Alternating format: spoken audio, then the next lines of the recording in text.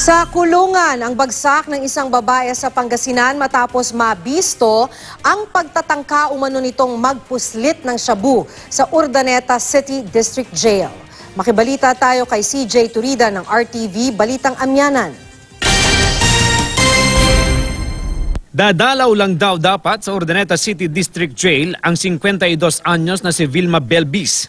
Pero nakapit na rin siya ngayon sa Urdaneta City Police Station matapos naman nitong tangkaing magpuslit doon ng illegal na droga.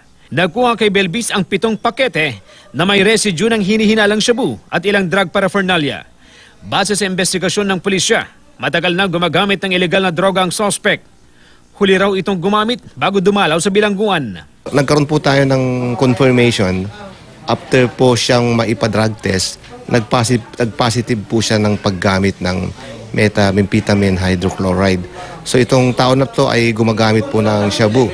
At siya po ay nahuli nga po. Ayon sa bilanggong dadalawin sana ng suspect, wala siyang kinalaman sa kontrabandong dala ni Belvis. Giit ni Belvis, hindi kanya ang mga nakuhang shabu. Aminin ko na po na gumagamit ako noon. Pero ngayon, yung sabihin nila sa akin, sir, na ako may dala nun. Hindi po. Mahaharap ang suspect sa kaukulang kaso. Hinigpitan na ng BJMP ang inspeksyon sa mga gamit na dala ng mga dadalaw sa bilangguan. Mahigpit na mahigpit, sir, kasi lahat po ng belongings tinitingnan po namin, binukikit-kit. Or yun, kailangan pang tusukin kung minsan ng using yung mga utensils natin. Nagsagawa na ng Oplan Galugad sa Urdaneta City District Jail. Isa-isang kinapkapan ang mga preso sa kaginalugad ang bawat selda. Wala namang nakitang illegal na droga ang mga autoridad.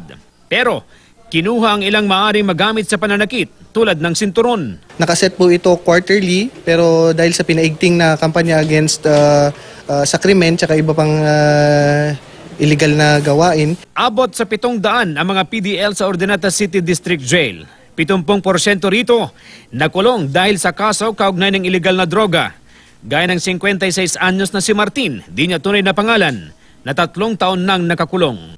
Talagang tinanggal ko na talaga lubusan. Kaya yung paggamit niyan at saka kahit sa labas pa, kaya lang siguro sa kasalanan kong iba, kaya ako nahuli, pinagdarusahan ko ngayon. Tiniyak ng pamunuan ng BJMP na drug-free ang bilangguan. CJ Torida, Nagbabalita, Pilipinas.